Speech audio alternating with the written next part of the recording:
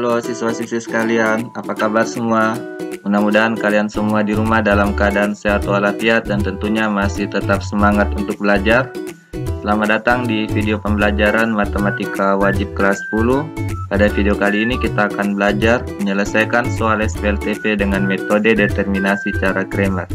Baiklah, untuk mengefisienkan waktu kita langsung saja masuk di pembahasan materi.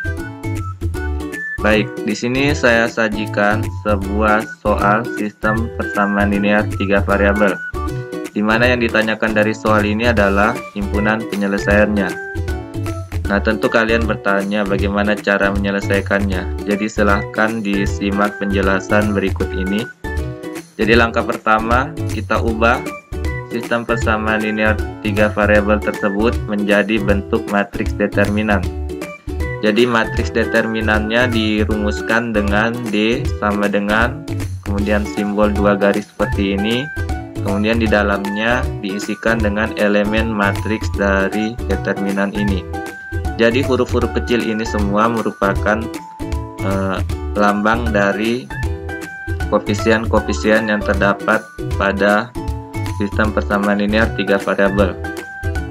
Jadi A, B, dan C yang berada pada baris pertama ini merupakan koefisien dari variabel X, Y, dan Z yang terdapat pada persamaan linear yang pertama. Kemudian pada baris kedua ada huruf D, kemudian E dan F, ini merupakan koefisien-koefisien dari variabel X, Y, dan Z yang terdapat pada persamaan linear yang kedua. Kemudian pada baris ketiga huruf G, H, dan I ini merupakan koefisien-koefisien dari variabel X, Y, dan Z yang terdapat pada persamaan linear yang ketiga. Jadi setelah itu kita masukkan saja koefisien-koefisiennya ke dalam matriks determinan ini. Jadi setelah dimasukkan kita peroleh angka-angka seperti ini. Jadi dapat saya jelaskan, satu di sini merupakan koefisien dari variabel X pada persamaan linear yang pertama. Kemudian yang kedua ini angka 1 lagi, ini merupakan koefisien dari variabel Y pada persamaan linear yang pertama. Jadi ini koefisiennya 1. Kemudian negatif 1 ini merupakan koefisien dari variabel Z pada persamaan linear yang pertama.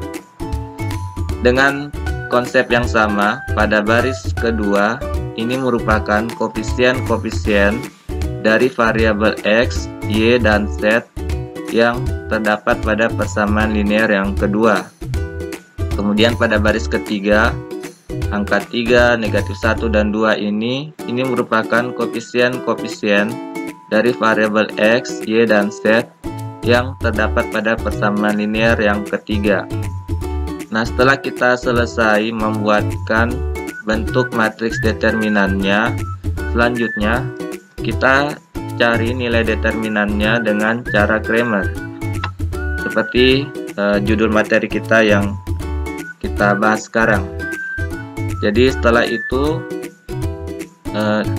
nilai dari determinan ini dengan cara Cramer menggunakan rumus A dikali determinan matriks EF HI dikurang B dikali determinan matriks DF GI ditambah C dikali determinan matriks DE GH. Setelah itu kita substitusikan nilai-nilainya yang diwakili dengan huruf-huruf tersebut. Kita peroleh determinan matriks sama dengan matriks ini semua yang elemen-elemennya berada di dalam 2 garis ini. Dengan cara Cramer diperoleh sama dengan 1 dikali determinan matriks 21 negatif 1 2. Kemudian dikurang 1 dikali determinan matriks 1132, kemudian dikurang 1 dikali determinan matriks 1, 2, 3, negatif 1. Kemudian kita peroleh determinan matriksnya sama dengan 1 dikali dalam kurung 4 tambah 1. Dari mana diperoleh 4 tambah 1 ini?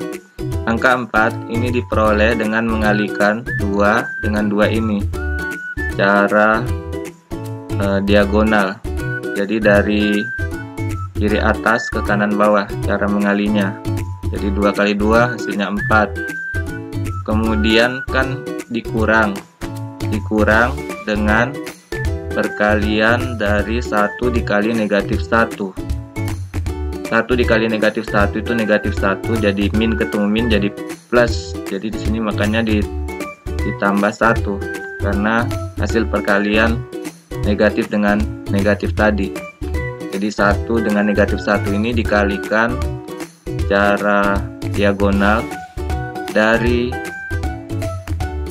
kanan atas ke kiri bawah, seperti itu. Kemudian dengan konsep yang sama, kemudian kita lanjutkan lagi menghitung bagian yang lain. Jadi dikurang 1 dikali dalam kurung 2 kurang 3. 2 kurang 3 ini diperoleh dengan konsep rumus determinan tadi ya. Jadi kita kalinya secara diagonal mulai dari kiri atas ke kanan bawah, kemudian dikurangi dengan hasil perkalian yang kita mulai dari kanan atas ke kiri bawah. Makanya diperoleh 2 dikurang 3. Jadi 1 kali 2 2 dikurang 3 kali 1 3. Jadi 2 kurang 3 nya diperoleh dari penjelasan tadi. Lanjut lagi dengan konsep yang sama, dikurang dalam kurung negatif 1 dikurang 6. Tadi penjelasannya saya kira sudah jelas, tidak perlu lagi saya jelaskan ya. Setelah itu kita hitung hasilnya, kita peroleh D sama dengan 1 dikali 5. 4 tambah 1 kan 5. Kemudian dikurang 1 dikali negatif 1, hasil pengurangan 2 kurang 3. Dikurang dalam kurung negatif 7, hasil pengurangan dari negatif 1 kurang 6. Sehingga diperoleh determinan sama dengan 1 dikali 5 dikurang 1 dikali negatif 1 dikurang dalam kurung negatif 7. Hasilnya sama dengan 5 ditambah 1 ditambah 7. Jadi ini ada perkalian negatif dengan negatif. Negatif 1 kali negatif 1 hasilnya positif 1. Di sini negatif dalam kurung negatif 7, ini hasilnya positif 7. Kemudian kita jumlahkan semuanya. 5 tambah 1 ditambah 7 hasilnya 13. Jadi nilai dari determinan matriks D ini sama dengan 13. Lanjut lagi kita cari nilai determinan matriks DX. Jadi rumusnya sama dengan seperti ini yang digambarkan. Kemudian ada tadi yang belum saya jelaskan. Huruf P, Q, dan R di sini ini merupakan konstanta dari sistem persamaan linear 3 variabel PQR ini. Jadi yang mana itu PQR? Coba kita lihat pada slide pertama tadi.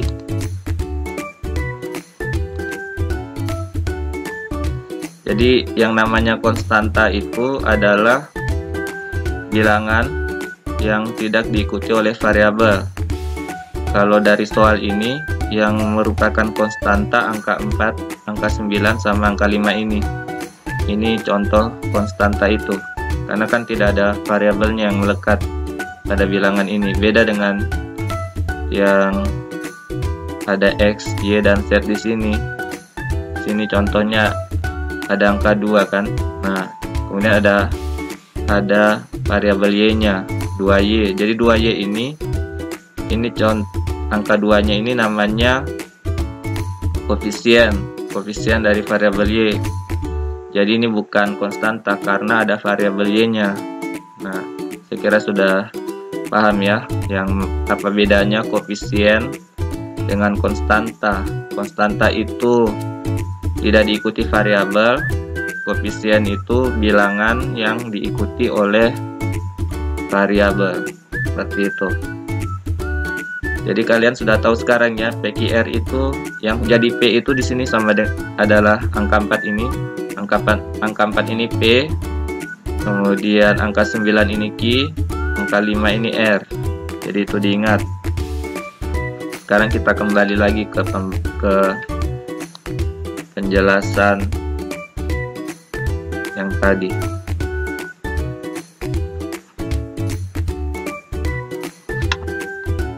Nah, kemudian setelah kita tuliskan rumus dari matriks DX-nya, rumus dari matriks determinan DX ini, setelah itu kita substitusikan angka-angkanya. Jadi kita peroleh determinan matriks DX sama dengan ini semua yang kalian lihat di layar. Dengan cara Cramer kita peroleh 4 dikali determinan matriks 21 negatif 12 dikurang 1 dikali determinan matriks 9152 dikurang 1 dikali determinan matriks 925 negatif 1. Setelah itu kita hitung, kita peroleh 4 dikali dalam kurung 4 tambah 1. Jadi 4-nya ini diperoleh dari 2 kali 2 hasilnya 4. Kemudian positif 1 ini diperoleh dari dikurang dalam kurung negatif 1. Jadi min ketemu min plus, jadi positif 1. Kemudian dikurang 1 dikali 18 kurang 5. 18-nya diperoleh dari 9 kali 2. Kemudian dikurang dengan 5 dikali 1, hasilnya 5. Sehingga di sini kita tulis 18 kurang 5. Kemudian dikurang 1 dikali dalam kurung negatif 9 dikurang 10. Negatif 9 kita peroleh dari 9 kali negatif 1. Kemudian dikurangi dengan 5 kali 2 sama dengan 10. Selanjutnya kita hitung yang ada di dalam kurung. 4 tambah 1 5, 18 kurang 5 13, negatif 9 kurang 10 negatif 19. Setelah kita hitung yang angka-angka yang ada dalam tanda kurung, kemudian kita kalikan dengan bilangan yang ada di depan kurung. Diperoleh 4 kali 5 dikurang 1 kali 13 kurang 1 kali negatif 19. 4 kali 5 hasilnya 20, negatif 1 kali 13 hasilnya negatif 13, negatif 1 kali negatif 19 hasilnya positif 19.